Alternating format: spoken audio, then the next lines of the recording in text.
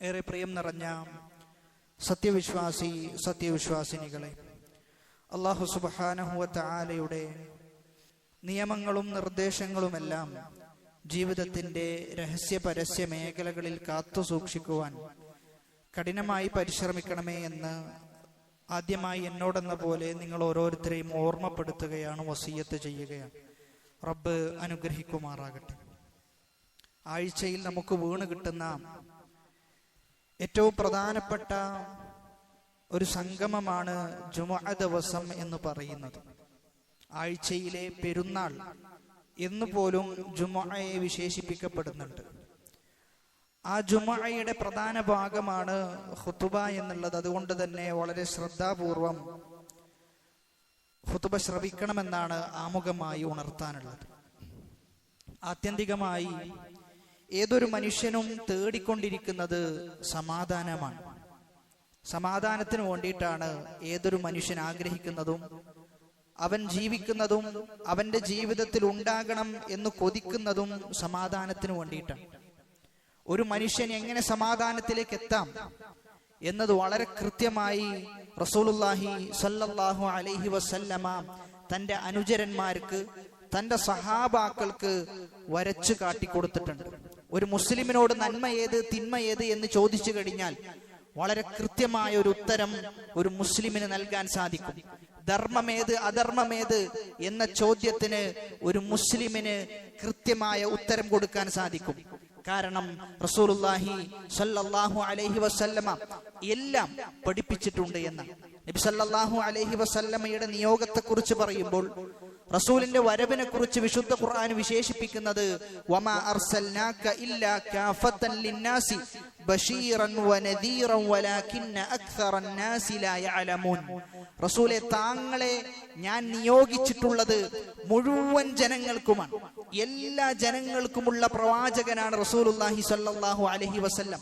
അതുകൊണ്ട് 1400 വർഷങ്ങൾക്ക് മുമ്പ് റസൂൽ എന്താണോ പറഞ്ഞത് അതിന്നും കാലിക പ്രസക്തമാണ്, അതിന്നും നന്മയാണ്. അത് തിന്മയായി ആരൊക്കെ എന്തൊക്കെ രൂപത്തിൽ ജനങ്ങൾക്കിടയിൽ പ്രചരിപ്പിക്കാൻ ശ്രമിച്ചാലും, ജനങ്ങൾക്കിടയിൽ തിന്മയായി അതിനെ കാണിക്കാൻ ശ്രമിച്ചാലും ഒരിക്കലും അത് അവരെ കൊണ്ട് സാധ്യമല്ല. കാരണം ഇസ്ലാം അത് ഉയർന്നുകൊണ്ടേയിരിക്കും. റസൂലിന്റെ അധ്യാപനങ്ങൾ അത് ഇന്നല്ലെങ്കിൽ നാളെ സത്യമാണ് എന്ന് ആളുകൾക്ക് ബോധ്യപ്പെടുന്ന അവസ്ഥയുണ്ടാകും. റസൂലിന്റെ ഇടപെടൽ മൂലമാണ് ജസീറത്തുൽ അറബിന്റെ ഗതി തന്നെ മാറ്റിമറിയുന്നത്. അറബ് സമൂഹത്തിലെ വളരെ വലിയ വിപ്ലവം സൃഷ്ടിക്കുന്നത് നബി സല്ലല്ലാഹു അലൈഹി വസല്ലമയുടെ വരവോട് കൂടിയിട്ടാണ്. റസൂലിന് അങ്ങനെ ഒരു വിപ്ലവം തീർക്കാൻ സാധിച്ചത് വിശുദ്ധ ഖുർആനിന്റെ ആയത്തുകൾ കൊണ്ടാണ്, അള്ളാഹുവിന്റെ വഹീകൾ കൊണ്ടാണ്.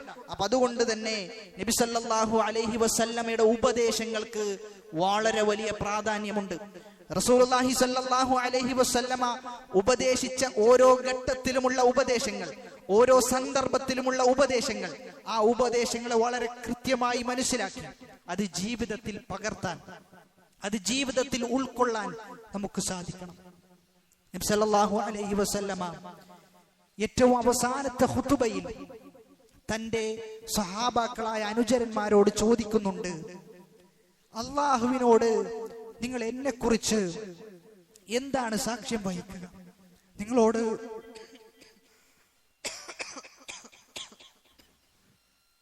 ഇമാം മുസ്ലിം റഹിമഹുല്ലാ തന്റെ കിതാബുൽ ഹജ്ജിൽ റസൂലുള്ളാഹി സ്വല്ലല്ലാഹു അലൈഹി വസല്ലമ അവസാനത്തെ ഖുതുബ നടത്തുന്നു. ആ ഖുതുബ നടത്തിയതിനു ശേഷം സഹാബാക്കളോട് ചോദിക്കുന്നുണ്ട്, വഅൻതും തസ്അലൂന അന്നി ഫമാ അൻതും ഖായിലൂൻ. നിങ്ങളോട് എന്നെ കുറിച്ച് അള്ളാഹു ചോദിച്ചു കഴിഞ്ഞാൽ എന്താണ് നിങ്ങൾ ഉത്തരം പറയുക? ആ സമയത്ത് സഹാബാക്കൾ ഒന്നടങ്കം, ഒരാൾ പോലും അതിൽ നിന്ന് വിട്ടു നിൽക്കാതെ പറഞ്ഞു, നഷ്ഹദു അന്നക ഖദ് ബല്ലഗ്ത വഅദ്ദൈത വനസഹത. റസൂലേ, താങ്കൾ ഞങ്ങളെ ഉപദേശിച്ചിട്ടുണ്ട്. ദുനിയാവിലും ദീനിലും ഉപകരിക്കുന്ന എന്തൊക്കെ കാര്യങ്ങളുണ്ടോ എല്ലാം താങ്കൾ ഞങ്ങൾക്ക് പഠിപ്പിച്ചു തന്നിട്ടുണ്ട്. അതുകൊണ്ട് തന്നെ ഞങ്ങൾ അള്ളാഹുവിനോട് സാക്ഷ്യം വഹിക്കും, താങ്കൾ താങ്കളുടെ അമാനത്ത് നിർവഹിച്ചിട്ടുണ്ട്. റിസാലത്തായി എന്തൊക്കെയാണോ ജനങ്ങൾക്ക് എത്തേണ്ടത് അത് എത്തിച്ചിട്ടുണ്ട് എന്ന് ഞങ്ങൾ അള്ളാഹുവിനോട് സാക്ഷ്യം വഹിക്കുമെന്ന് പറയുകയാണ്. റസൂലിന്റെ പ്രധാനപ്പെട്ട 7ഓളം ഉപദേശങ്ങൾ അബൂദർ റളിയല്ലാഹു അൻഹു പറയുന്നുണ്ട്, അമറനി ഖലീലി സല്ലല്ലാഹു അലൈഹി വസല്ലമ ബിസബ്ഇൻ. 7 കാര്യങ്ങൾ എന്നോട് എന്റെ ഖലീലായ എന്റെ ഏറ്റവും പ്രിയപ്പെട്ട പ്രവാചകൻ എന്നോട് പറഞ്ഞു. ഒന്നാമത്തേത് അമറനി ബിഹുബ്ബിൽ മസാകീൻ വദ്ദുനുവ്വി മിൻഹും. മിസ്കീനുമാരെ സ്നേഹിക്കണം, അവരോട് സമ്പർക്കം വെച്ച് പുലർത്തണം, അവരെ അടുപ്പിക്കണമെന്നാണ് എന്നോട് ഒന്നാമതായി പറഞ്ഞത് എന്ന്. റസൂലിന്റെ ഒന്നാമത്തെ കൽപ്പന മിസ്കീനുമാരെ സ്നേഹിക്കാനാണ്.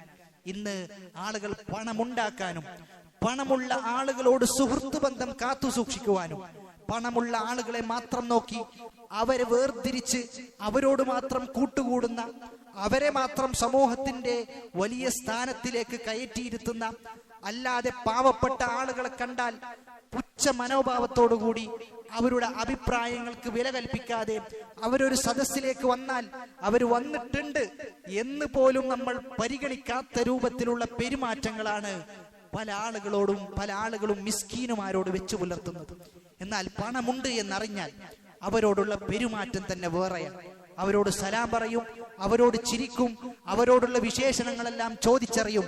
എന്നാൽ പാവപ്പെട്ടവൻ അതിന്റെ അരികിലൂടെ നടന്നു പോയി കഴിഞ്ഞാൽ അവനെ മൈൻഡ് പോലും ചെയ്യാതെ, അവനൊരു മനുഷ്യനാണ് എന്ന പരിഗണന പോലും നൽകാതെയാണ് പല ആളുകളും ഇന്ന് പെരുമാറിക്കൊണ്ടിരിക്കുന്നത്. സ്വന്തത്തോടൊന്ന് ചോദിക്കുക. ഇങ്ങനെയുള്ള ഒരു ചിന്ത, ഇങ്ങനെയുള്ള ഒരു സ്വഭാവം നിങ്ങൾക്കുണ്ട് എങ്കിൽ അത് അപകടമാണ് എന്നാണ് നബി സല്ലല്ലാഹു അലൈഹി വസല്ലമ നമുക്ക് പഠിപ്പിച്ചു തരുന്നത്. കുടുംബത്തിൽ തന്നെ പണമുള്ള ആളുകളാണെങ്കിൽ അവരെ സന്ദർശിക്കുകയും അവരോട് കാര്യങ്ങൾ ചോദിച്ചറിയുകയും ചെയ്യും. എന്നാൽ കുടുംബത്തിൽ ഒരു പാവപ്പെട്ടവനുണ്ട് എങ്കിൽ രോഗം വന്നാൽ പോലും സന്ദർശിക്കാൻ പോലും പോവുകയില്ല. രോഗിയായി കാലങ്ങളോളം കടന്നാൽ പോലും സന്ദർശത്തിന് പോലും മുതിരാത്ത ആളുകളാണ് നമ്മളിൽ പല ആളുകളും. അവിടെയാണ് 1400 വർഷങ്ങൾക്ക് മുമ്പ് റസൂല് പറയുന്നത് പ്രസക്തമാകുന്നത്. നിങ്ങൾ പണക്കാരെ മാത്രം സ്നേഹിച്ചാൽ പോരാ, നിങ്ങൾ മിസ്കീനുമാരെയും സ്നേഹിക്കണം, അവരെ നിങ്ങളുടെ കൂടെ കൂട്ടണം, നിങ്ങളുടെ കൂട്ടുകാരായി അവരെ നിങ്ങൾ പരിഗണിക്കണം. അതാണ് യഥാർത്ഥ സ്നേഹം എന്ന് പഠിപ്പിച്ചു തരികയാണ് റസൂലുള്ളാഹി സ്വല്ലല്ലാഹു അലൈഹി വസല്ലമ. മനുഷ്യരെ സ്നേഹിക്കാനാണ് ഈ പറയുന്ന ഹദീസുകളിലെല്ലാം നമുക്ക് പഠിപ്പിച്ചു തരുന്നത്. സാധുക്കളെ സ്നേഹിക്കണമെന്ന് പറയുമ്പോൾ ആരാണ് സാധുക്കൾ? ആരാണ് പാവപ്പെട്ട ആളുകൾ? സകാത്തിന് അർഹരായ, അഹങ്കാരമില്ലാത്ത പാവപ്പെട്ട ആളുകളാണ് സാധുക്കൾ എന്നതുകൊണ്ട് ഉദ്ദേശിക്കപ്പെടുന്നത്. അതല്ലാതെ സാധുക്കളായ ചില അഹങ്കാരികളുണ്ട്, അവരല്ല ഇവിടെ നബി സല്ലല്ലാഹു അലൈഹി വസല്ലമ പറഞ്ഞതിന്റെ ഉദ്ദേശം. അതുകൊണ്ട് മിസ്കീനുമാരെ സ്നേഹിക്കണമെന്നാണ് ഒന്നാമതായി എന്നോട് പറഞ്ഞത് എന്ന്. അവരെ സ്നേഹിച്ചാൽ ഒരുപാട് മെച്ചങ്ങളുണ്ട്, ഒരുപാട് നേട്ടങ്ങളുണ്ട്. ഒരു മിസ്കീനെ സ്നേഹിച്ചു കഴിഞ്ഞാൽ നമ്മുടെ ഈമാനിൽ വലിയൊരു മാറ്റമുണ്ടാകും. അതിലൊന്നാമത്തേത്, നാളെ മഹ്ശറിൽ എല്ലാ ആളുകളും ഒരുമിച്ച് കൂട്ടപ്പെടുന്ന വേളയിൽ നമുക്കറിയാം ചൂടിന്റെ കാഠിന്യം എത്രയാണ് എന്ന്. നമ്മുടെ തലക്ക് മുകളിൽ ഒരു ചാണ് സൂര്യൻ നിൽക്കുന്ന ആ സന്ദർഭം ചൂടേറ്റ് ഓരോ ആളുകളും വിയർത്തൊലിക്കുമെന്ന്. അവരുടെ അമാലുകൾ, അവരുടെ സൽക്കർമ്മങ്ങൾ എത്രയാണോ അത്ര കണ്ട് വിയർക്കും. സൽക്കർമ്മം കുറവാണ് എങ്കിൽ ഒരുപാട് വിയർക്കുന്ന അവസ്ഥയുണ്ടാകും. സൽക്കർമ്മം കൂടുതലാണ് എങ്കിൽ അവരുടെ വിയർക്കൽ കുറവായിരിക്കുമെന്ന്. ആ സന്ദർഭത്തിൽ ചില ആളുകൾക്ക് അല്ലാഹു പ്രത്യേകം തണലിട്ട് കൊടുക്കും. പ്രത്യേകം ചില ആളുകൾക്ക്, എല്ലാ ആളുകൾക്കും ഇല്ല എന്ന്. അതിൽ പ്രത്യേകം എടുത്തു പറഞ്ഞ വിഭാഗമാണ് അള്ളാന്റെ മാർഗത്തിൽ സ്നേഹിക്കുന്ന ആളുകൾ. പരസ്പരം അള്ളാഹുവിന്റെ മാർഗത്തിൽ സ്നേഹിക്കുന്നു, എന്നിട്ട് അവരുടെ സ്നേഹത്തിന് തടസ്സമായി മാറുന്നത് മരണം മാത്രമാണ് എന്ന്. മരിക്കുമ്പോൾ അവരുടെ സ്നേഹം നിലച്ചു പോകും. അവിടെയാണ് മിസ്കീനുമാരെ സ്നേഹിക്കണമെന്ന് പറയുമ്പോൾ അവരോട് നമ്മൾ സ്നേഹം വെച്ച് പുലർത്തിക്കഴിഞ്ഞാൽ നമ്മുടെ സ്നേഹം വളരെ നിഷ്കളങ്കമായിരിക്കും, കപടത ഉണ്ടാവുകയില്ല. ഒരു മിസ്കീനിനെ നിഷ്കളങ്കമായി അല്ലാതെ നമുക്ക് സ്നേഹിക്കാൻ സാധിക്കുകയില്ല. കാരണം നമ്മൾ അവനെ സ്നേഹിക്കുന്നത് അവന്റെ പണത്തിന്റെ പേരിലല്ല, നാട്ടിൽ അവന് യാതൊരു സ്ഥാനമാനവുമില്ല, അവന്റെ സ്ഥാനമാനത്തിന്റെ പേരിലുമല്ല, മറിച്ച് നമ്മുടെ സ്നേഹം പൂർണ്ണമായും അള്ളാഹുവിന് വേണ്ടിയായിരിക്കും. എന്നാൽ ഒരു പണക്കാരനെ സ്നേഹിക്കുമ്പോൾ പലപ്പോഴും പല ആളുകളുടെയും ഉദ്ദേശം പലതാണ്. ചില ആളുകൾക്ക് അദ്ദേഹത്തിന്റെ പണമായിരിക്കണം, ചില ആളുകൾക്ക് അദ്ദേഹത്തിന്റെ ഏറ്റവും അടുത്ത ആളാണ് ഞാനെന്ന് പറഞ്ഞ് സമൂഹത്തിൽ പേര് ലഭിക്കാൻ വേണ്ടിയായിരിക്കും. എന്നാൽ പാവപ്പെട്ടവനാകുമ്പോൾ ഇങ്ങനെയുള്ള ഒരു സംഭവമോ ഉണ്ടാവുകയില്ല എന്നാണ്. രണ്ടാമത്തേത്, പാവപ്പെട്ടവരെ സ്നേഹിച്ചു കഴിഞ്ഞാൽ അഹങ്കാരമില്ലാതാകും. അഹങ്കരിക്കുന്ന ഒരു അവസ്ഥാവിശേഷം ഉണ്ടാവുകയില്ല. വിനയമായിരിക്കും എപ്പോഴും പ്രകടിപ്പിക്കുക. പണക്കാരെ സ്നേഹിക്കുമ്പോൾ പല ആളുകൾക്കും അഹങ്കാരം വന്നു ഭവിക്കുന്നതായി നമുക്ക് കാണാൻ സാധിക്കും. ഞാൻ തന്നെയാണ് ഇവിടെ ഉള്ളത്, എന്റെ താഴെ ആരുമില്ല, ഞാനാണ് എല്ലാവരുടെയും മുകളിൽ, ഞാൻ പറഞ്ഞത് എല്ലാ ആളുകളും കേൾക്കണം, അല്ല എങ്കിൽ ഞാൻ എന്റെ പണം ഉപയോഗിച്ചുകൊണ്ട് അവർ കേൾക്കുന്ന അവസ്ഥയുണ്ടാക്കും എന്നിങ്ങനെ ചിന്തിക്കുന്നവരായി ചിലപ്പോൾ നമ്മൾ മാറിയേക്കാമെന്നാണ് അബൂ ഹുറൈറ റളിയല്ലാഹു അൻഹു ഉദ്ധരിക്കുന്ന ഒരു ഹദീസിൽ ഒരു വ്യക്തി റസൂലിന്റെ അടുക്കലേക്ക് വന്നുകൊണ്ട് റസൂലിനോട് വേവലാതി പറയുകയാണ്, അല്ലയോ റസൂലേ, എന്റെ ഹൃദയം കടുത്തുപോയിട്ടുണ്ട്, എന്റെ ഹൃദയത്തിന് കുടുസത ബാധിച്ചിട്ടുണ്ട്, സമാധാനം നഷ്ടപ്പെട്ടിട്ടുണ്ട്, എന്തെങ്കിലും ഒന്ന് പറഞ്ഞു തരണം റസൂൽ. ആ സമയത്ത് നബി സല്ലല്ലാഹു അലൈഹി വസല്ലമ പറഞ്ഞു കൊടുക്കുന്നത്, ഇൻ അറത്ത അൻ യലീന ഖൽബുക ഫഅത്ഇമിൽ മിസ്കീന വംസഹ് റഅസൽ യതീം. നിനക്ക് നിന്റെ ഹൃദയം ശുദ്ധമാകണം എന്ന് നീ ആഗ്രഹിക്കുന്നുണ്ട് എങ്കിൽ നീ മിസ്കീനുമാർക്ക് ഭക്ഷണം കൊടുക്കണം. മിസ്കീനുമാർക്ക് നീ ഭക്ഷണം കൊടുക്കണം. യതീമിനെ നീ അവന്റെ ധനത്തെയും അവന്റെ ആരോഗ്യത്തെയും സംരക്ഷിക്കണം. യതീമിനെ സംരക്ഷിക്കണം, പാവപ്പെട്ടവർക്ക് ഭക്ഷണം കൊടുക്കണം. ഇതിലൂടെ നിന്റെ ഹൃദയം ശുദ്ധമാകുമെന്ന്. എന്നാൽ ആലോചിച്ചു നോക്കൂ, ഒരു കുടുംബത്തിൽ യതീമുണ്ട് എങ്കിൽ ആ യതീമിനെ എത്ര കണ്ട് നമ്മൾ സംരക്ഷിക്കാറുണ്ട്. പലപ്പോഴും യതീം എന്ന് പറയുന്നത് വളരെ വേദനാജനകമായ അവസ്ഥയാണ്. വളരെ വേദനാജനകമായ അവസ്ഥയാണ്. കുടുംബത്തിലെ മറ്റുള്ള ആളുകളെയെല്ലാം, മറ്റുള്ള കുട്ടികളെയെല്ലാം കാണുമ്പോൾ അവരുടെ മനസ്സ് അവരറിയാതെ നീറിക്കൊണ്ടിരിക്കുന്നുണ്ട്. ഉപ്പയുണ്ടായിരുന്നെങ്കിൽ എന്ന് അവരറിയാതെ ആഗ്രഹിച്ചു പോകുന്നുണ്ട്. പക്ഷെ ആരോടും പറയാതെ മനസ്സിൽ ആ ഭാരം, മനസ്സിൽ ആ ദുഃഖം കൂട്ടിപ്പിടിച്ച് മുന്നോട്ട് പോവുകയാണ് അവർ ചെയ്യാറുള്ളത്. അവിടെയാണ് കുടുംബത്തിൽ ഏതെങ്കിലും ഒരു കുടുംബത്തിൽ യതീമുണ്ട് എങ്കിൽ ചേർത്തു പിടിച്ച് അവൻ അറിയാതെ അവനെ സ്നേഹിക്കാൻ, എന്റെ കൂടെ എന്റെ കുടുംബക്കാരുണ്ട് എന്ന തോന്നൽ അവന് കൊടുക്കാൻ നമുക്ക് സാധിക്കണം. ഉപ്പയില്ല എങ്കിലും ഉപ്പയുടെ സ്ഥാനത്ത് നമുക്ക് കയറിയിരിക്കാൻ സാധിക്കണം. അവിടെയാണ് നമ്മുടെ ഹൃദയം ശുദ്ധമാകുന്നത് എന്നാണ് നബി സല്ലല്ലാഹു അലൈഹി വസല്ലമ പഠിപ്പിക്കുന്നത്. നമ്മൾ വിചാരിക്കുന്നുണ്ടാകും പണക്കാര് മൂലമാണ് ഈ പറയുന്ന ദുനിയാവിൽ ഒരുപാട് ഉപകാരം നമുക്ക് ലഭിക്കുന്നത് എന്ന്. എന്നാൽ നബി സല്ലല്ലാഹു അലൈഹി വസല്ലമ പറയുന്നത്, ഒരുപാട് മനുഷ്യന്മാരുണ്ട് ദുനിയാവിൽ, അവരുടെ മുന്നിൽ വാതിലുകൾ അടക്കപ്പെട്ടിട്ടുണ്ട് എന്ന്. കാരണം പാവപ്പെട്ടവരാണ്. റുബ്ബ അശ്അസ അഗ്ബറ മദ്ഫൂഉൻ ബിൽ അബ്വാബ്. വാതിലുകളെല്ലാം അടക്കപ്പെട്ട മനുഷ്യന്മാർ. ലൗ അഖ്സമ അലല്ലാഹി ലഅബറ. അവർ അല്ലാഹുവിനോട് പ്രാർത്ഥിച്ചാൽ എന്തായാലും അല്ലാഹു പ്രാർത്ഥന സ്വീകരിക്കും, പ്രാർത്ഥന തടയുകയില്ല എന്നാണ് പറഞ്ഞു വന്നതിന്റെ ചുരുക്കം. പാവപ്പെട്ടവര് മൂലമാണ് അല്ലാഹു സുബ്ഹാനഹു വ തആല പല നിഅമത്തുകളും നമുക്ക് നൽകുന്നത് എന്ന്. അവരുടെ അടുക്കൽ പണമില്ല, അവർക്ക് തീർച്ചയാണ് ജീവിതത്തിന്റെ ഒരു നിമിഷം മുന്നോട്ട് പോകണമെങ്കിൽ ആത്മാർത്ഥമായി റബ്ബിനോട് പ്രാർത്ഥിക്കണം. റബ്ബിന്റെ സഹായം ലഭിച്ചാലേ എന്തെങ്കിലും ഒന്ന് ചെയ്യാൻ സാധിക്കുകയുള്ളൂ എന്ന് ചിന്തിക്കുന്നവരാണ് പാവപ്പെട്ട ആളുകൾ. പ്രാർത്ഥന നിർഭരമായ ജീവിതമാണ്, പ്രാർത്ഥന നിർഭരമായ നിമിഷങ്ങളാണ് പാവപ്പെട്ട ആളുകളുടെ ജീവിതത്തിലൂടെ കടന്നു പോകുന്നത്.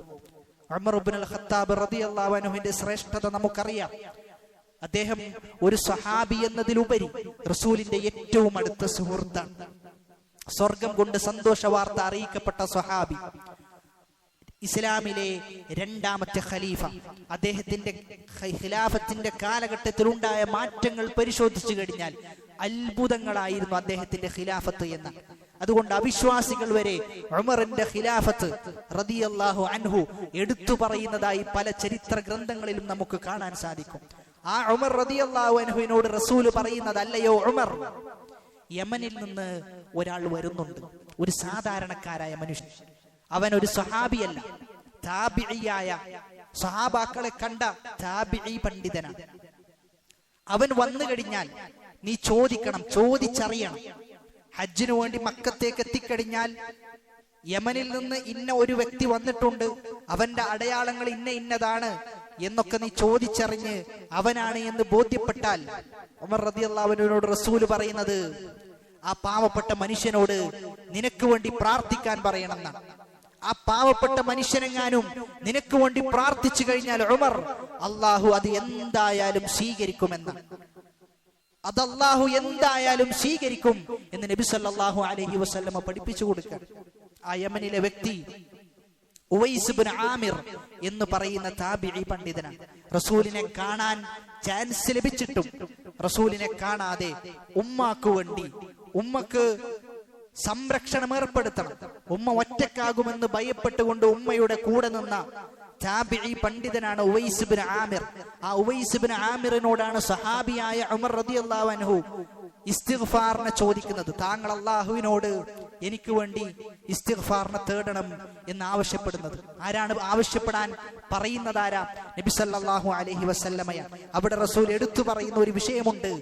ചില പാവപ്പെട്ട ആളുകൾ പ്രാർത്ഥിച്ചാൽ അവരുടെ പ്രാർത്ഥന എന്തായാലും സ്വീകരിക്കുമെന്നാണ്. മറ്റൊരു ഹദീസിൽ നബി സല്ലല്ലാഹു അലൈഹി വസല്ലമ പറയുന്നത്, കുംതു അലാ ബാബിൽ ജന്ന, ഞാൻ സ്വർഗ്ഗത്തിന്റെ വാതിലിന്റെ അടുക്കൽ നിന്നു. ഫഇദാ ആമ്മതു മൻ ദഖലഹൽ മസാകീൻ, ആ സ്വർഗ്ഗത്തിലേക്ക് പ്രവേശിച്ച അധികം ആളുകളും മിസ്കീനുമാരാണ് എന്ന്. അധികം ആളുകളും മിസ്കീനുമാരാണ് എന്നാണ് നബി സല്ലല്ലാഹു അലൈഹി വസല്ലമ പഠിപ്പിക്കുന്നത്. അതുകൊണ്ട് പാവപ്പെട്ടവരെന്ന് പറയുമ്പോൾ അഹങ്കാരം തൊട്ടു തീണ്ടാതെ വിനയം കാത്തു സൂക്ഷിച്ച് ഇബാദത്തിന്റെ വിഷയത്തിൽ ശ്രദ്ധ കേന്ദ്രീകരിച്ച് അള്ളാഹുവും റസൂലും പറഞ്ഞതുപോലെ അതേപടി പേടിച്ച് ജീവിക്കുന്ന മനുഷ്യന്മാരാണ് പല പാവപ്പെട്ട മനുഷ്യന്മാരും. അതുകൊണ്ട് നമ്മുടെ സദസ്സിലേക്കോ നമ്മുടെ വീട്ടിലേക്കോ നമ്മുടെ കുടുംബത്തിലോ ഒന്നുമില്ലാത്തവരായി ആരെങ്കിലും ഉണ്ട് എങ്കിൽ നമ്മൾ അവരെ ചെറിയ കണ്ണോടുകൂടി കാണാതെ വലിയ കണ്ണോടെ നമുക്ക് അവരെ കാണാൻ സാധിക്കണം. നബി സല്ലല്ലാഹു അലൈഹി വസല്ലമ ഒരിക്കൽ പ്രമാണിമാരായ ഖുറൈശികളുടെ കൂടെ സംസാരിച്ചു കൊണ്ടിരിക്കുമ്പോഴാണ് ഒരു വ്യക്തി വരുന്നത്. അദ്ദേഹത്തോട് നബി മുഖം തിരിച്ചപ്പോൾ ആ അധ്യായം തന്നെ, ഒരു സൂറത്ത് തന്നെ അവതരിക്കുന്നത് ഒരു സ്വഹാബിയുടെ വിഷയത്തിലാണ്. ഒരു സ്വഹാബിയെ പരിഗണിച്ചിട്ടില്ല എന്നതിന്റെ വിഷയത്തിലാണ്. അബസ വതവല്ല എന്ന് പറയുന്ന ആയത്തിന്റെ അവതരണ പശ്ചാത്തലം അതാണ്. അതുകൊണ്ട് ഒരു ആയത്ത് തന്നെ ഇറങ്ങിയിട്ടുണ്ട് ആ വിഷയത്തിലെങ്കിൽ നമ്മൾ എത്രത്തോളം ഗൗരവം പുലർത്തണം എന്നുള്ളതാണ്. അതുകൊണ്ട് ചളി പുരണ്ട് വസ്ത്രം വൃത്തിഹീനമായ ഒരു അവസ്ഥയിൽ ഏതൊരാളെ കണ്ടാലും അവരെ നമ്മൾ ചെറുതായി കാണാതെ അള്ളാഹുവിന്റെ മുമ്പിൽ അവർ ഉന്നതന്മാരായ ആളുകളായിരിക്കും എന്ന ബോധ്യമാണ് നമുക്ക് മനസ്സിലുണ്ടാകേണ്ടത്. ഭൂമിയിൽ അറിയപ്പെട്ട ഒരുപാട് ആളുകളുണ്ട്. നമുക്കിടയിലും ആളുകൾക്കിടയിലുമെല്ലാം അറിയപ്പെട്ട ഒരുപാട് ആളുകൾ ഉണ്ട്. പക്ഷേ അള്ളാഹുവിന്റെ അടുക്കൽ അവരെ അറിയപ്പെട്ടിട്ടില്ല. മലക്കുകളുടെ അടുക്കൽ അവരറിയപ്പെട്ടിട്ടില്ല. എന്നാൽ ഭൂമിയിൽ അറിയപ്പെടാത്ത ഒരുപാട് മനുഷ്യന്മാർ, അവരെ ആർക്കും അറിയില്ല. അവരുടെ പേര് ചോദിച്ചാൽ അവർ അറിയില്ല. അവർക്ക് സ്ഥാനമാനമില്ല, ഒന്നുമില്ല. പക്ഷേ ആകാശ ലോകത്ത് അവരുടെ പേര് എഴുതപ്പെട്ടിട്ടുണ്ട്. മലക്കുകൾക്ക് അവരുടെ പേരുകൾ അറിയാം, അള്ളാഹുവിന് അവരുടെ പേരുകൾ അറിയാം. അതുകൊണ്ട് നമ്മൾ പരിശ്രമിക്കേണ്ടത് ആകാശത്തുള്ള ആളുകൾ അറിയാൻ വേണ്ടിയിട്ടാണ്. അള്ളാഹുവും മലക്കുകളും നമ്മുടെ പേരുകൾ പറയണം. എനിക്ക് ഇന്നാലിന്ന വ്യക്തിയെ ഇഷ്ടമാണ്, അതുകൊണ്ട് മലക്കുകളെ നിങ്ങളും ഇഷ്ടപ്പെടണം എന്ന് ജിബ്രീലിനെ വിളിച്ച് അള്ളാഹു പറയുന്ന രംഗമുണ്ട്. ആ ഒരു അവസ്ഥയിലേക്കാണ് നമ്മൾ എത്തേണ്ടത്. എന്നാൽ പലപ്പോഴും നമ്മുടെ മത്സരവും നമ്മുടെ അധ്വാനവുമെല്ലാം ഭൂമിയിൽ എങ്ങനെ അറിയപ്പെടാം, ഈ പറയുന്ന ദുനിയാവിൽ, നശിച്ചു പോകുന്ന ദുനിയാവിൽ എങ്ങനെ അറിയപ്പെടാം എന്നതിനു വേണ്ടിയിട്ടാണ് പല ആളുകളും പരിശ്രമിച്ചു കൊണ്ടിരിക്കുന്നത് എന്നാണ്. അതുകൊണ്ട് ഒന്നാമതായി അബൂദർ റളിയല്ലാഹു അൻഹുവിനോട് നബി സല്ലല്ലാഹു അലൈഹി വസല്ലമ പറയുന്നത്, നീ മിസ്കീനിനെ സ്നേഹിക്കണം, മിസ്കീനിനോട് അടുപ്പം വെച്ച് പുലർത്തണം, മിസ്കീനിനെ ചേർത്ത് പിടിക്കണം എന്നുള്ളത്. അതുകൊണ്ട് വളരെ ഗൗരവത്തിലായിരിക്കണം നമ്മൾ ഈ ഒരു ഉപദേശത്തെ നമ്മുടെ ജീവിതത്തോട് ചേർത്ത് വെക്കേണ്ടത്. രണ്ടാമത്തേതായി അബൂദർ റളിയല്ലാഹു അൻഹുവിനോട് റസൂലുള്ളാഹി സ്വല്ലല്ലാഹു അലൈഹി വസല്ലമ പറയുന്നത്, അമറനി അൻ അൻദുറ ഇലാ മൻ ഹുവ ദൂനി വലാ അൻദുറ ഇലാ മൻ ഹുവ ഫൗഖി. അബൂദർറേ, നീ നിന്നെക്കാളും താഴെയുള്ള ആളുകളിലേക്കാണ് നീ നോക്കേണ്ടത്. നിന്നെക്കാളും മുകളിലുള്ള ആളുകളിലേക്കല്ല നീ നോക്കേണ്ടത്. നിന്റെ താഴെയുള്ള ഒരുപാട് മനുഷ്യന്മാരുണ്ട്, അവരിലേക്ക് നീ നോക്കണം. എങ്കിൽ അള്ളാഹുവിന്റെ നിഅമത്തുകളെ നിനക്ക് തിരിച്ചറിയാൻ സാധിക്കും. എങ്കിൽ റബ്ബിനെ നിനക്ക് സ്നേഹിക്കാൻ സാധിക്കും. റബ്ബിന്റെ നിഅമത്തിന്റെ അനുഗ്രഹത്തിന്റെ വില നിനക്ക് മനസ്സിലാക്കാൻ സാധിക്കും. നമ്മൾ ഇവിടെ ഈ ഖുതുബ ശ്രദ്ധിക്കുന്നത് വളരെ കൃത്യമായി ഇരുന്നു കൊണ്ട് ഒരു ബുദ്ധിമുട്ടുമില്ലാതെയാണ് നമ്മൾ പള്ളിയിലേക്ക് എത്തിയത്. എന്നാൽ ക്യാൻസർ ബാധിച്ച് കാലിന് പരിക്കേറ്റ് ഷുഗർ മൂലം ഇരിക്കാനും കിടക്കാനും വയ്യാത്തൊരവസ്ഥ, അങ്ങനെയുള്ള ഒരു അവസ്ഥയിൽ ഒരുപാട് മനുഷ്യന്മാർ ഹോസ്പിറ്റലുകളുണ്ട് എന്നത് യാഥാർത്ഥ്യമാണ്. എന്നാൽ നമുക്ക് അത്തരം പ്രശ്നങ്ങളൊന്നുമില്ല, നമുക്ക് ആരോഗ്യപരമായി പ്രശ്നങ്ങളൊന്നുമില്ല എന്നത് തന്നെ വലിയ അനുഗ്രഹമാണ്. വീടില്ല എങ്കിലും വാഹനമില്ല എങ്കിലും നമുക്ക് ആരോഗ്യമുണ്ട് എങ്കിൽ അത് വളരെ വലിയ അനുഗ്രഹമായി തിരിച്ചറിയാൻ നമുക്ക് സാധിക്കണം. അതുകൊണ്ട് എപ്പോഴും താഴെയുള്ള ആളുകളിലേക്ക് നോക്കുക, എപ്പോഴും താഴെയുള്ള ആളുകളിലേക്ക് നോക്കുക. പലപ്പോഴും വീടുള്ള ആളുകൾ അവരെക്കാളും വലിയ വീടുള്ള ആളുകളിലേക്ക് നോക്കി ശിക്കായത്ത് പറയുന്ന, വേവലാതി പറയുന്ന കുറെ മനുഷ്യന്മാരുണ്ട്. അള്ളാഹു തന്നതിൽ നമുക്ക് തൃപ്തിപ്പെടാൻ സാധിക്കുന്നില്ല എന്ന് പറയുമ്പോൾ എവിടെയാണ് നമ്മുടെ ഖളാ ഖദറിലുള്ള വിശ്വാസം? എനിക്ക് എന്റെ റബ്ബ് തന്ന വീടാണിത്, അൽഹംദുലില്ലാ, ഞാനിതിൽ തൃപ്തിപ്പെടുന്നു. ഇനി എനിക്ക് സമ്പത്ത് ലഭിക്കുകയാണെങ്കിൽ, എനിക്ക് ആവശ്യമുണ്ട് എങ്കിൽ ഇതിനേക്കാളും വലുത് പണിയാം എന്ന ഒരു ഉദ്ദേശമാണ് നമുക്കുണ്ടാകേണ്ടത്.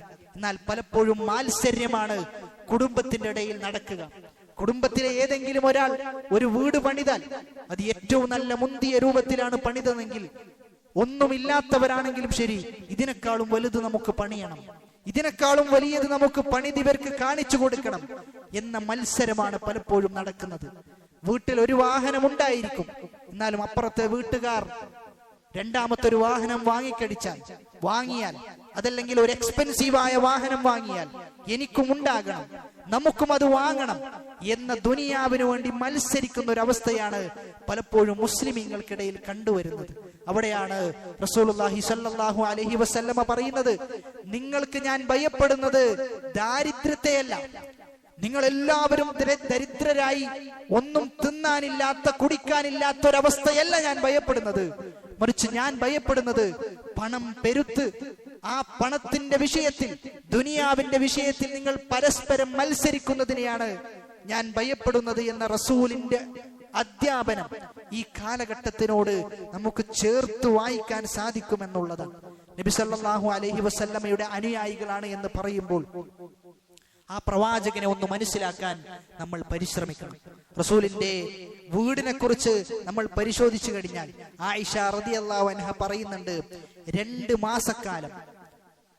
മാസക്കാലം വീട്ടിൽ തീ പുകഞ്ഞിട്ടില്ല എന്നാണ്. 2 മാസക്കാലം വീട്ടിൽ ഒന്നും തന്നെ പാചകം ചെയ്തിട്ടില്ല എന്നാണ് പറഞ്ഞു വന്നതിന്റെ ചുരുക്കം. ആ സമയത്ത് ഉർവ ചോദിക്കുന്നുണ്ട്, ഉമ്മ നിങ്ങൾ എങ്ങനെയാണ് ജീവിച്ചത്? തീ പുകഞ്ഞിട്ടില്ല, പാചകം ചെയ്തിട്ടില്ല എന്ന് പറയുമ്പോൾ നിങ്ങൾ എങ്ങനെ ജീവിച്ചു ഉമ്മ എന്ന് ചോദിക്കുമ്പോൾ ഉമ്മ പറയുന്നത്, അത്തംറു വൽ മാ അൽ അസ്വദാൻ, ഈത്തപ്പഴവും വെള്ളവും കുടിച്ചുകൊണ്ടാണ് 2 മാസം കഴിച്ചുകൂട്ടിയത് എന്നാണ്. 2 മാസം കഴിച്ചുകൂട്ടിയത്. എന്നിട്ട് അവർക്ക് യാതൊരു വേവലാതിയും പറയാൻ ഉണ്ടായിട്ടില്ല എന്നാണ്. നബി സല്ലല്ലാഹു അലൈഹി വസല്ലമയും ഉമ്മ ആയിഷ റളിയല്ലാഹു അൻഹയും വളരെ നല്ല ദാമ്പത്യത്തിലൂടെയാണ് അവർ ജീവിച്ചു പോയത്. വേവലാദികൾ പറഞ്ഞിട്ടില്ല. റബ്ബ് എനിക്ക് തന്നത് ഇത്രയാണ്, ഇതിൽ ഞാൻ തൃപ്തിപ്പെടുന്നു എന്ന് പറഞ്ഞാണ് മുന്നോട്ട് പോയത്. എനിക്ക് ഉറപ്പാണ് ഈ ഖുതുബ കേൾക്കുന്നവരിൽ ആരും തന്നെ എന്താണ് ദാരിദ്ര്യം എന്ന് തിരിച്ചറിഞ്ഞിട്ടുണ്ടാവുകയില്ല. എന്താണ് ദാരിദ്ര്യമെന്ന് നമ്മൾ ആരും തിരിച്ചറിഞ്ഞിട്ടില്ല. ആ ദാരിദ്ര്യത്തിന്റെ കാഠിന്യം എത്രയാണ് എന്നത് നമ്മൾ അനുഭവിക്കേണ്ടി വന്നിട്ടില്ല. അപ്പൊ അതുകൊണ്ട് തന്നെ അൽഹംദുലില്ലാ എന്ന് ആവർത്തിച്ച് മനസ്സിന്റെ ഉള്ളിൽ നിന്ന് നമുക്ക് പറയാൻ സാധിക്കണം. ആഴ്ചയിൽ തന്നെ എത്ര വട്ടമാണ് നമ്മൾ പല രൂപത്തിലുമുള്ള ഭക്ഷണങ്ങളാണ് രുചിച്ചുകൊണ്ടിരിക്കുന്നത്. അതുകൊണ്ട് അനുഗ്രഹങ്ങളുടെ മേൽ അനുഗ്രഹത്തിലാണ് ഓരോ നിമിഷങ്ങളിലൂടെയും നമ്മൾ കടന്നു പോകുന്നത്. അത് തിരിച്ചറിഞ്ഞ് അത് ഉൾക്കൊണ്ടുകൊണ്ടായിരിക്കണം അൽഹംദുലില്ലാഹി റബ്ബിൽ ആലമീൻ എന്ന സൂറത്തുൽ ഫാത്തിഹയുടെ 1-ാമത്തെ ആയത്ത് പാരായണം ചെയ്യുമ്പോൾ മനസ്സിൽ ഒരു വിഷമമുണ്ടാകണം. റബ്ബേ, നീ എല്ലാം തന്നിട്ടുണ്ടല്ലോ എന്നത് ഓർത്തുകൊണ്ട് ഹംദ് പറയാൻ നമുക്ക് സാധിക്കണം. അപ്പോഴാണ് നന്ദിയുള്ള അടിമയായി മാറുക. അല്ലാതെ എല്ലാത്തിനും കുറ്റം പറഞ്ഞ് എന്ത് ചോദിച്ചാലും ആളുകൾ എന്താണ് സുഖമാണോ, ജോലിയൊക്കെ എങ്ങനെ പോകുന്നുണ്ട് എന്ന് ചോദിച്ചാൽ പോലും അതിലും ഒരു തൃപ്തിയില്ലാതെ ഇങ്ങനെയൊക്കെ പോകുന്നുണ്ട് എന്ന നിലക്ക് ജീവിതത്തോട് തന്നെ തൃപ്തിയില്ലാത്ത അതൃപ്തകരമായ അള്ളാഹുവിന്റെ ഖലാ ഖദറിനെതിരെയുള്ള സംസാരമാണ് പല ആളുകളും സംസാരിച്ചു കൊണ്ടിരിക്കുന്നത്. അതുകൊണ്ട് വളരെ തൃപ്തി അടഞ്ഞ ജീവിതം നമുക്കുണ്ടാകണം. എന്തില്ല എങ്കിലും ആ ഇല്ലായ്മയിൽ ജീവിച്ച് അൽഹംദുലില്ലാ എന്ന് മനസ്സ് തട്ടി പറയാൻ സാധിക്കണം. എങ്ങനെയാണ് നിങ്ങളുടെ ജോലി പോകുന്നത് എന്ന് ചോദിച്ചു കഴിഞ്ഞാൽ അൽഹംദുലില്ലാ നല്ല ജോലിയാണ് എന്ന് പറയാൻ നമുക്ക് കഴിയണം. കാരണം ജോലിയില്ലാതെ പ്രയാസപ്പെടുന്ന മനുഷ്യന്മാരുണ്ട്. പൊരിവെയിലത്ത് നിന്ന് ജോലിയെടുക്കുന്ന ഒരുപാട് മനുഷ്യന്മാരുണ്ട്. ആ ജോലിയിൽ നിന്ന് എങ്ങനെയെങ്കിലും ഒന്ന് മാറിക്കിട്ടിയാൽ എന്ന് ആഗ്രഹിക്കുന്ന ഒരുപാട് ആളുകളുണ്ട്. അതിനിടയിൽ നമുക്ക് ജോലിയുണ്ട്, നല്ലൊരു ജോലിയാണ് എങ്കിലും അത് ശമ്പളം എത്ര കുറവാണ് എങ്കിലും അള്ളാഹുവിനെ സ്തുതിച്ചു കഴിഞ്ഞാൽ ലഇൻ ശകർതും ലഅസീദന്നകും, നിങ്ങൾ ശുക്ർ ചെയ്യാൻ തയ്യാറാണ് എങ്കിൽ വർദ്ധിപ്പിക്കാൻ ഞാൻ തയ്യാറാണ് എന്ന് അള്ളാഹു പറയുകയാണ്. അതുകൊണ്ട് ഹംദുകൾ നമ്മൾ ആവർത്തിച്ച് പറഞ്ഞുകൊണ്ടേയിരിക്കുക. ഇല്ല എന്ന് പറഞ്ഞുകൊണ്ട് ഇത് വേണം അത് വേണമെന്നൊക്കെ പറഞ്ഞ് ലിസ്റ്റ് ചെയ്യുമ്പോൾ നമ്മൾ പറയണം ഉള്ളതുപോലെ നമുക്ക് ജീവിക്കാൻ നമുക്ക് സാധിക്കണം. ആളുകളെ കാണിക്കാൻ വേണ്ടി ജീവിക്കാനാണ് പ്രയാസം, അല്ലാതെ അള്ളാഹുവിനെ കാണിക്കാൻ വേണ്ടി, റസൂലിനെ കാണിക്കാൻ വേണ്ടി, ആഖിറത്തിനെ ജീവിക്കാൻ വേണ്ടി യാതൊരു പ്രയാസവുമില്ല എന്ന തിരിച്ചറിവാണ് റസൂലുള്ളാഹി സ്വല്ലല്ലാഹു അലൈഹി വസല്ലമ അബൂദർറിന് പറഞ്ഞു കൊടുക്കുന്നത്. നമ്മൾ ആലോചിക്കേണ്ടത്, നമുക്ക് കാഴ്ചയുണ്ട്. 3 ബില്യൺ മനുഷ്യന്മാർക്ക് കാഴ്ചയില്ല എന്ന, അവർക്ക് കാണാൻ സാധിക്കുന്നില്ല എന്ന. നമുക്ക് ഈ നിറപ്പകട്ടാർന്ന വളരെ സുന്ദരമായ അള്ളാഹുവിന്റെ സൃഷ്ടിപ്പുകൾ അതിലേക്ക് നോക്കാനും അതിൽ നോക്കിക്കൊണ്ട് ആസ്വാദനം കണ്ടെത്താനും നമുക്ക് സാധിക്കുന്നുണ്ട്. നമുക്ക് നടക്കാനോ ഇരിക്കാനോ ഒരാളുടെ ആവശ്യവും നമുക്കില്ല. ഇങ്ങനെയൊക്കെ ഉണ്ടായിരിക്കെ എങ്ങനെയാണ് അള്ളാഹുവിനെ സ്തുതിക്കാതിരിക്കുക എന്നാണ് നമ്മൾ ആലോചിക്കേണ്ടത്. അള്ളാഹു പറയുന്നത് മനുഷ്യന്മാരുടെ അവസ്ഥയെ കുറിച്ച് അള്ളാഹു പറയുന്നുണ്ട്. ഇങ്ങനെയൊക്കെയാണ് മനുഷ്യനെങ്കിലും, ഇത്രയൊക്കെ അനുഗ്രഹങ്ങൾ ലഭിച്ചവരാണ് മനുഷ്യരെങ്കിലും ഇന്നൽ ഇൻസാന ലിറബ്ബിഹി ലകനൂദ്, മനുഷ്യൻ നന്ദി കെട്ടവനാണ് എന്ന് അള്ളാഹു പറയുന്നത്. അങ്ങേയറ്റം നന്ദി കെട്ടവനാണ് മനുഷ്യൻ. ഈ ആയത്തിനെ വിശദീകരിച്ചുകൊണ്ട് ഹസനുൽ ബസ്രി റഹിമഹുല്ലാ പറയുന്നത്, മനുഷ്യൻ മുസീബത്തുകളെ എണ്ണും. എനിക്ക് ഇന്നത് ബാധിച്ചിട്ടുണ്ട്, ഇന്ന പ്രയാസം ഉണ്ടായിട്ടുണ്ട്, അതെല്ലാം അവൻ ഓർത്തെടുക്കും. പക്ഷേ അനുഗ്രഹങ്ങളൊന്നും എണ്ണുകയില്ല എന്ന്. അനുഗ്രഹങ്ങൾ ഓർത്തെടുക്കുകയില്ല, അനുഗ്രഹം എണ്ണുകയില്ല, ആ അനുഗ്രഹത്തെ കുറിച്ച് ചിന്തിക്കുകയില്ല. മറിച്ച് അവനുണ്ടായ മുസീബത്തുകളെ കുറിച്ച് ആലോചിച്ച് അതിനെക്കുറിച്ച് ചിന്തിച്ച് അത് ആളുകളോട് ഇങ്ങനെ പറഞ്ഞു നടന്ന്, അങ്ങനെയാണ് മനുഷ്യന്റെ അവസ്ഥ എന്ന്. അതുകൊണ്ട് അതിൽ നിന്ന് നമ്മൾ മാറി ജീവിതത്തിൽ സമ്പൂർണമായി തൃപ്തിപ്പെട്ട്, റബ്ബേ നീ എനിക്ക് തന്ന ജീവിതമാണ്, ഞാനിതിൽ തൃപ്തനാണ്, ഇത് ദുനിയാവാണ്, എനിക്ക് എന്ത് നഷ്ടപ്പെട്ടാലും അത് ദുനിയാവിലെ മാത്രം നഷ്ടമാണ്, ആഖിറത്തിൽ എനിക്കൊന്നും നഷ്ടമല്ല, ഞാൻ ദുനിയാവിൽ ആഖിറത്തിന് വേണ്ടി പ്രവർത്തിച്ചു കഴിഞ്ഞാൽ എനിക്ക് ദുനിയാവും ലഭിക്കും ആഖിറവും ലഭിക്കും എന്ന ചിന്തയാണ് നമുക്കുണ്ടാകേണ്ടത്. എവിടെയോ എന്തോ ദുനിയാവിനോടുള്ള അമിതമായ സ്നേഹം നമുക്ക് പിടികൂടിയിട്ടുണ്ടോ എന്നാണ് നമ്മൾ ആലോചിക്കേണ്ടത്. അതുകൊണ്ട് ദുനിയാവിൽ എന്ത് നഷ്ടപ്പെട്ടാലും അതൊരു നഷ്ടമല്ല സഹോദരങ്ങളെ എന്ന് നമ്മൾ മനസ്സിലാക്കണം. മറിച്ച് യഥാർത്ഥ നഷ്ടം അത് ആഖിറത്തിലേക്ക് എത്തിക്കഴിയുമ്പോഴുള്ള നഷ്ടമാണ്. നമ്മൾ നിസ്കരിച്ച നിസ്കാരങ്ങൾ, നമ്മൾ അനുഷ്ഠിച്ച നോമ്പുകൾ, നമ്മൾ കൊടുത്ത സ്വതക്കകൾ, നമ്മൾ നേടിയ അറിവുകൾ, ഇതൊന്നും നീ നേടിയത് റബ്ബിന് വേണ്ടിയിട്ടല്ല. നിനക്ക് ഇഖ്ലാസ് ഉണ്ടായിട്ടില്ല, നിനക്ക് നിഷ്കളങ്കത ഉണ്ടായിട്ടില്ല, നീ ആരെയൊക്കെ കാണിക്കാൻ വേണ്ടിയിട്ടാണ് ഇത് ചെയ്തത് എന്ന് പറഞ്ഞ് നമ്മുടെ സൽക്കർമ്മങ്ങളെല്ലാം അല്ലാഹു പൊടിച്ചു കളഞ്ഞാൽ, അതിനെ ഇല്ലാതാക്കി കളഞ്ഞാൽ അതിനേക്കാളും വലിയ നഷ്ടം നമുക്ക് എന്താണുള്ളത്? അതുകൊണ്ട് യഥാർത്ഥ ജീവിതം ആഖിറത്തിന്റെ ജീവിതമാണ് എന്ന് മനസ്സിലാക്കുമ്പോൾ നമ്മുടെ ഇപ്പോഴുള്ള ജീവിതത്തിൽ തൃപ്തിപ്പെട്ട് നമുക്ക് മുന്നോട്ട് പോകാൻ സാധിക്കും. മൂന്നാമത്തേത്, നബി സല്ലല്ലാഹു അലൈഹി വസല്ലമ പറയുന്നത് വളരെ ശ്രദ്ധിച്ച് നമ്മൾ ഈ കാലഘട്ടത്തിൽ കേൾക്കേണ്ട ഉപദേശമാണ്. വഅമറനി അൻ അസില റഹിമ വഇൻ അദ്ബറത്. ചില ആളുകൾ, കുടുംബത്തിൽ ചില മനുഷ്യന്മാരുണ്ടാകും, കുടുംബം തെറ്റിക്കാൻ വേണ്ടി പരിശ്രമിക്കുന്ന ആളുകൾ, എങ്ങനെയെങ്കിലും കുടുംബത്തിൽ വിള്ളലുണ്ടാക്കണം എന്നതിന് പ്ലാനിട്ട് നടക്കുന്ന ചില ആളുകൾ ഉണ്ടാകും. എന്നാലും നിങ്ങൾ കുടുംബ ബന്ധം ചേർക്കണമെന്നാണ് അബൂദർറിനോട് റസൂലുള്ളാഹി സ്വല്ലല്ലാഹു അലൈഹി വസല്ലമ പറയുന്നത്. അതുകൊണ്ട് ഒരിക്കലും ഒരു നിലക്കും നമ്മുടെ ഒരു വാക്കോ നമ്മുടെ ഒരു പ്രവർത്തനമോ നമ്മുടെ ഒരു നോക്കോ ഒന്നും തന്നെ നമ്മുടെ കുടുംബം അത് പൊളിഞ്ഞു പോകാൻ, അത് നശിച്ചു പോകാൻ, അത് ഇല്ലാതാകാൻ നമ്മൾ കാരണക്കാരാകരുത് എന്നുള്ളതാണ്. അങ്ങനെ കാരണക്കാരായി കഴിഞ്ഞാൽ ലാ യദ്ഖുലുൽ ജന്നത ഖാതിഉ റഹിമിൻ, കുടുംബ ബന്ധം മുറിച്ചവൻ സ്വർഗത്തിൽ പ്രവേശിക്കുകയില്ല എന്ന്. അത്രയും പ്രാധാന്യമാണ് കുടുംബത്തിനുള്ളത്, അത്രയും പ്രാധാന്യം.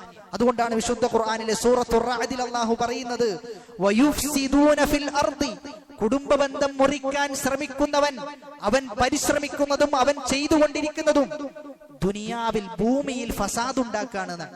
ഒരു യുദ്ധം എത്ര കണ്ട് ഓരോ നാടിനെയും ബാധിക്കുന്നുണ്ടോ അതുപോലെ കുടുംബ ബന്ധം മുറിക്കുന്നത് പല രൂപത്തിലും ഭൂമിയിൽ ഫസാദ് ഉണ്ടാക്കുന്നുണ്ട്.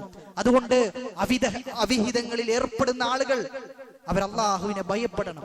നിങ്ങൾ പരിശ്രമിക്കുന്നത് നിങ്ങളുടെ കുടുംബത്തെ തന്നെ ഇല്ലാതാക്കാൻ വേണ്ടിയിട്ടാണ്.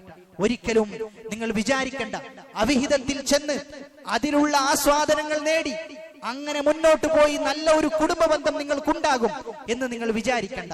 ദുനിയാവിൽ ചിലപ്പോൾ ലഭിച്ചേക്കാം, പക്ഷേ ആഖിറത്തിൽ നിങ്ങൾക്ക് തേടി വരാനുള്ള ഒരു ശിക്ഷയുണ്ട്.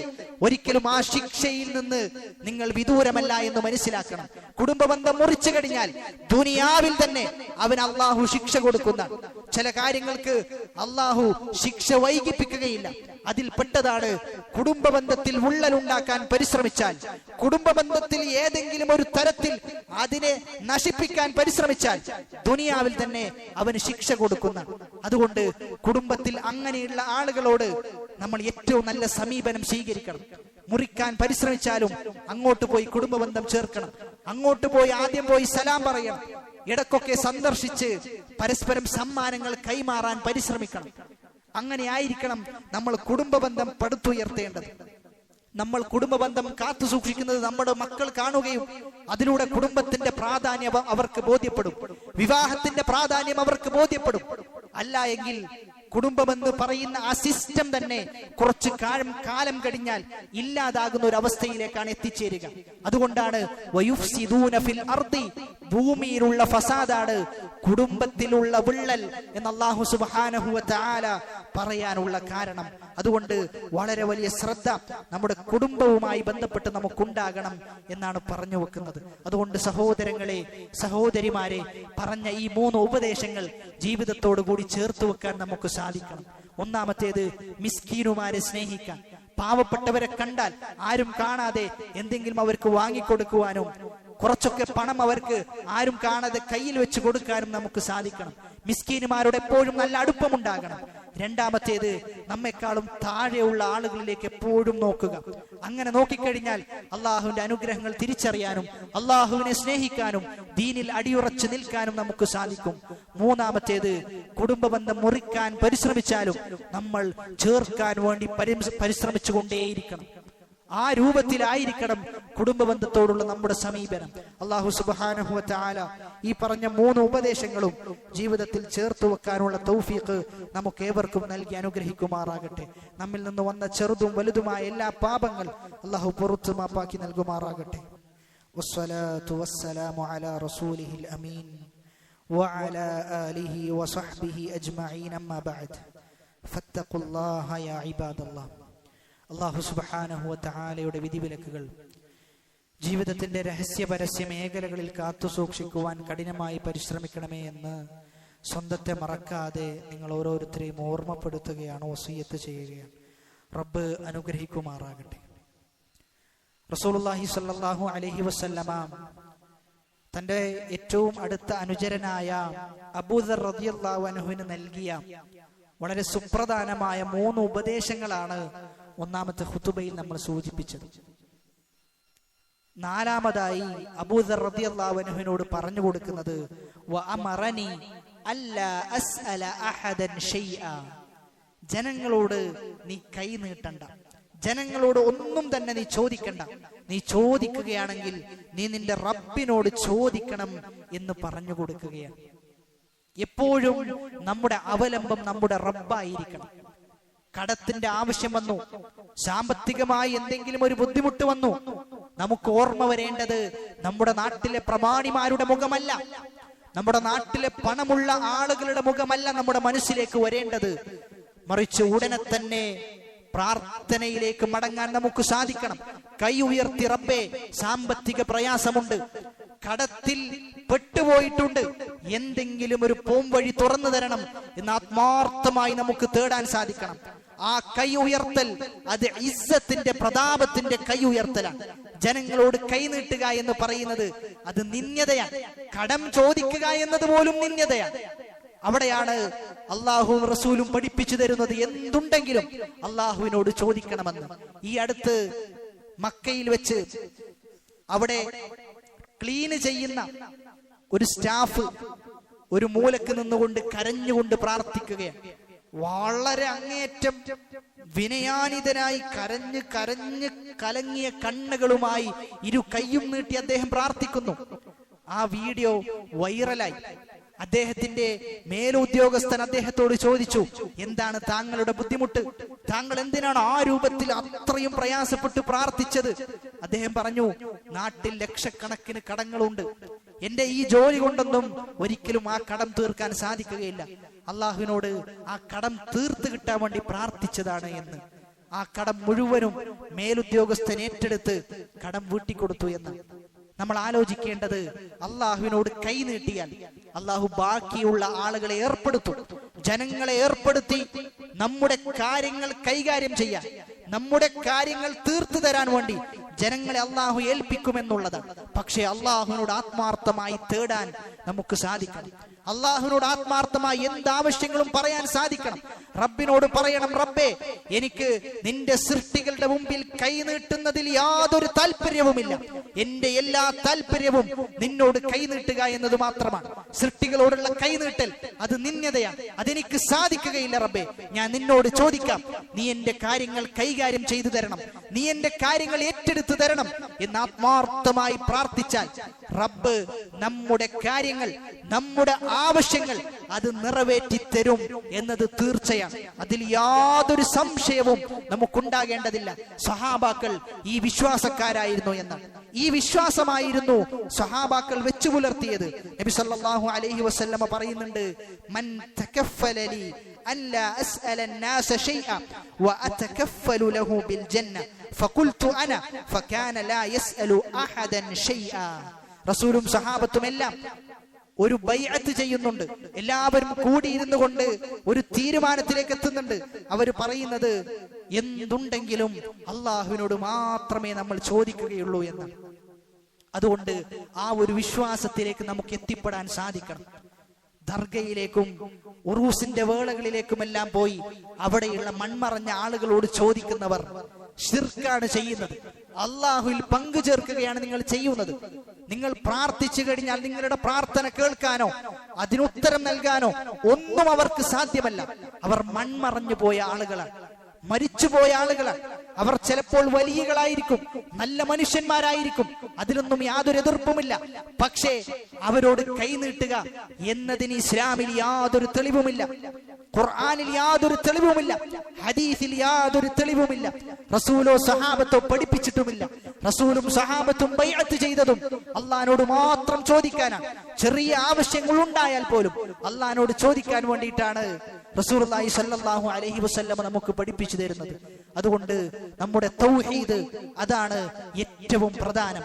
റബ്ബിനോട് മാത്രം ചോദിക്കുക, റബ്ബിനോട് മാത്രം പ്രയാസങ്ങൾ പറയുക, റബ്ബിനോട് മാത്രം വിഷമങ്ങൾ പറയുക. അങ്ങനെ റബ്ബുമായി അഗാധമായ ഒരു ബന്ധമുണ്ടാക്കി നമ്മൾ ജീവിതത്തിൽ മുന്നോട്ട് പോവുകയാണ് എങ്കിൽ ജീവിതത്തിൽ വലിയ മാറ്റം സൃഷ്ടിക്കാൻ നമുക്ക് സാധിക്കും.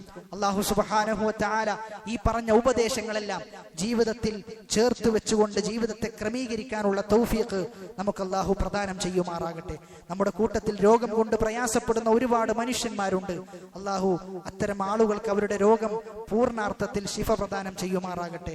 നമ്മുടെ കൂട്ടത്തിൽ വിട്ട ഒരു സഹോദരന്റെ ഉപ്പ ഇന്ന് മരണപ്പെട്ടിട്ടുണ്ട്. അല്ലാഹു സുബ്ഹാനഹു വ തആല ആ സഹോദരന്റെ ഉപ്പയുടെ ഖബറിടം വിശാലമാക്കി കൊടുക്കുമാറാകട്ടെ. ആ ഖബറിടം അല്ലാഹു സുബ്ഹാനഹു വ തആല സ്വർഗ്ഗപ്പൂന്തോപ്പാക്കി മാറ്റുമാറാകട്ടെ. അല്ലാഹു സുബ്ഹാനഹു വ തആല ഇവിടെ എല്ലാവരും നമ്മൾ ഒരുമിച്ച് കൂടിയതുപോലെ നാളെ ജന്നാത്തുൽ ഫിർദൗസിൽ അല്ലാഹു നമ്മെ ഒരുമിച്ച് കൂട്ടുമാറാകട്ടെ.